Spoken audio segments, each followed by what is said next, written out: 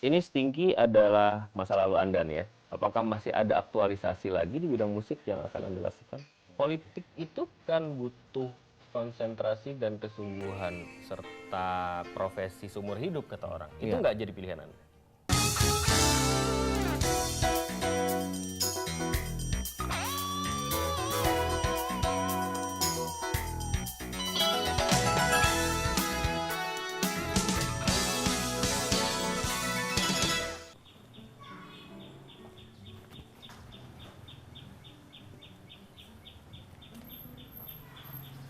Assalamualaikum. Waalaikumsalam. Apa kabar? Mas Vito?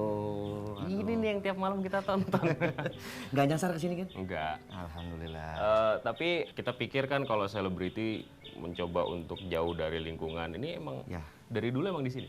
Saya tinggal di sini sudah masuk ke tahun keempat. Oh, tahun keempat. Iya. Tapi pagarnya nggak terlalu tinggi, terus juga masih ada sosialisasi sama. Betul, karena ini sebenarnya daerahnya masuk ke perkampungan. uh, Cuma aksesnya lewat perumahan. Kompleks. Tapi kenapa saya suka di sini karena bisa berbaur dengan lingkungan sekitar. Saya juga tadi tanya sama apa namanya ada mas-mas yang itu Hah? mau ke rumahnya Bang Andre ya gitu. Jadi kayaknya udah akrab kayaknya gitu. Iya. Saya memang tiap hari kadang-kadang suka kalau misalnya pagi-pagi gitu cari sarapan, turun ke bawah beli bubur. Sendiri? Sendiri atau enggak sama anak kadang-kadang gitu. Nggak ada yang minta foto. Alhamdulillah nggak ada yang minta, bukan minta foto tapi minta ditraktir makan bubur. Gitu. Jadi kumpul ya ngobrol-ngobrol aja dengan tukang ojek, dengan tukang bubur di bawah. Andre Taulani itu perjalanannya panjang mulai dari Andre Stinky kemudian beralih sebelum jadi komedian dulu jadi bintang sinetron terus jadi bintang film jadi komedian Iya. sekarang jadi politisi. Cita-citanya apa sebenarnya? Nah, kalau ditanya cita-cita sebenarnya cita-citanya banyak, Mas Vito.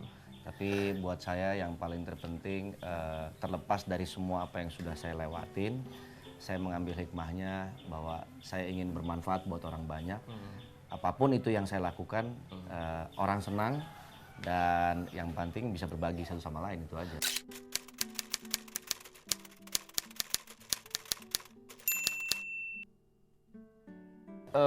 Dari musisi kemudian jadi pemain sinetron itu Ya. ceritanya gimana? Jadi kalau musisi itu memang dari kecil saya sudah dididik musik sama orang tua. Ayah saya kebetulan juga suka bermain musik. Jadi saya terbawa dan saya mulai belajar musik usia SMP. Terus akhirnya bercita-cita punya band. Akhirnya kesampaianlah Stinky. Terus bikin lagu sendiri sampai akhirnya bisa diterima masyarakat. Ya dan seterusnya. Akhirnya saya senang memang di Itu waktu entertain. itu album pertama ya? Tahun Itu 97. tahun 97 tuh umur berapa waktu itu? Waktu itu saya usia 20 tahun. Usia BG ya? Wah, ABG Kaget banget. nggak waktu itu? Kaget betul karena pertama kali saya senang begitu saya lagi berangkat kuliah di dalam bis itu saya lagi berdiri kan berdesak-desakan dengan penumpang yang lain. Saya sambil dengar Walkman gitu kan. Tiba-tiba di radio ada yang memutar lagu Stinky. Jadi saya langsung seneng banget gitu kan. Wah, ternyata lagu saya sudah Waktu itu diputar. masih naik itu ya, masih naik Nah, bis saya- gitu ya. Ya bis patas waktu itu. Nah, saking senangnya saya kepengen kasih tahu sama penumpang di dalam bis itu, lagu saya udah keluar loh gitu. Saking senangnya. Cuman ya orang-orang pada saat itu belum ngeh, belum tahu siapa saya gitu kan. Ya udah akhirnya saya nikmatin aja sendiri. Itulah pertama kali. Terus kemudian album kedua kalau nggak salah ya. Album kedua Jangan masuk tutup lagi, dirimu Jangan itu Tutup Dirimu, album kedua. Album kedua. Album kedua tahun ya. 98. Itu juga alhamdulillah sukses juga. Ya jadi pada waktu itu memang happening lah dan sesuai dengan cita-cita. Tapi setelah itu kemudian Anda agak hilang tuh. Stinky agak agak vakum terus kemudian tiba-tiba muncul di sinetron ya waktu Iya, itu di ya. sinetron. Nah, itu gimana tuh ceritanya bisa begitu? Jadi karena kita sudah berjalan sekitar 5 tahun, Stinky ya mengalami pasang surut lah ya. Mungkin kejenuhan, kemudian juga teman-teman satu sama lain komunikasinya sudah mulai jarang. Akhirnya masing-masing personil disibukkan dengan kegiatannya masing-masing. Begitu juga saya. Akhirnya saya mulai melirik ke dunia acting, mau mencoba di dunia acting. Mulailah saya mencoba sinetron dan alhamdulillah saya bisa ketemu dengan favorit saya Pak Deddy Mizwar, kemudian dididik sama beliau, Kiamat sudah dekat ya? kiamat sudah dekat dan akhirnya ya sukses juga alhamdulillah prestasi itu ya Terus akhirnya saya konsentrasi juga di dunia acting. Tapi nggak berapa lama kemudian jadi komedian. Nah, jarak dari sinetron ke komedian juga sebenarnya cukup lama juga. Ada waktu. Ada Berapa jeda lama? waktu. Dari tahun 99 sampai masuk 2005. Lama ya? Sekitar 6 tahun. Selama itu Anda ngapain tuh? Ya syuting terus, film, sinetron, ya pokoknya yang sifatnya acting lah. Nah, setelah mulai kembali lagi ada pasang surutnya lagi. Sebenarnya pada waktu itu juga saya bukannya sudah menghilang sekali, jadi memang saya sudah mulai membaca bahwa saya harus mencari kesempatan lain agar bisa tetap terus eksis. Dan alhamdulillah diberikan kesempatan oleh salah satu stasiun televisi untuk bermain di komedi. Awalnya saya hanya bintang tamu aja. Anda tuh sebenarnya menyadari bahwa diri Anda kocak atau dipaksa kocak atau gimana tuh sebenarnya? Tidak, saya sebenarnya begini. Segala sesuatu pekerjaan, Mas Vito, kalau kita serius, kalau kita konsentrasi, mudah-mudahan ada hasil yang baik.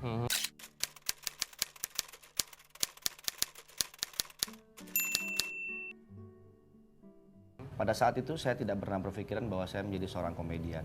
Saya hanya berpikir di situ saya mencari nafkah, bekerja untuk keluarga, jadi saya harus fokus terhadap pekerjaan saya. Karena saya di bidang komedi, mau nggak mau saya harus berusaha untuk lucu. Walaupun pada saat itu banyak yang bilang saya tidak lucu. Tapi karena kembali lagi saya belajar, saya tanya dengan para senior di situ, ya ada Sule, ada Parto. Karena sering kita intens bertemu, lama-kelamaan saya mulai mengetahui bagaimana cara berkomedi. Dan alhamdulillah orang-orang sekarang banyak bilang saya lucu. Gitu. Lucu banget. Padahal saya sama sekali nggak merasa lucu. Tapi begini, setelah Anda menjadi penghibur di dunia entertainment ya, penghiburnya spesifik lagi. Iya. Apalagi dengan gaya yang Anda lakukan dengan kawan-kawan Anda di program Anda sekarang itu spesifik banget, khas banget gitu kan. Terus tiba-tiba muncul Andri Taulani sebagai wakil wali kota. Nah itu sekali lagi pertanyaannya, banyak orang yang kebanyakan skeptis akhirnya. Kita tahu bahwa sudah banyak selebriti yang masuk di dunia politik dan pada akhirnya gitu-gitu aja tuh karirnya gitu. Nah, ini ada Andre lagi yang masuk mau jadi wakil wali kota. Mau jadi wali kota serius apa mau aji mumpung atau kok pelawak bisa jadi politisi gitu kan. Oke. Basicnya sebenarnya dari awal hidup saya ini adalah saya senang bergaul dengan masyarakat, bersosialisasi dengan masyarakat dan saling berbagi satu sama lain.